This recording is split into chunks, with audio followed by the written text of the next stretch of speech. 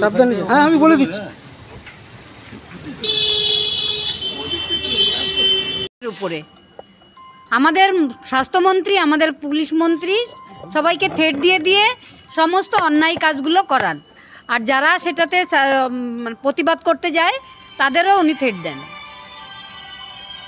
এভাবেই চলছে আমাদের রাজ্যে। কর্মসূচি রয়েছে, অনেকগুলো কর্মসূচি নিয়ে আমরা যাচ্ছি, তা একদম বিজি কর্মসূচি।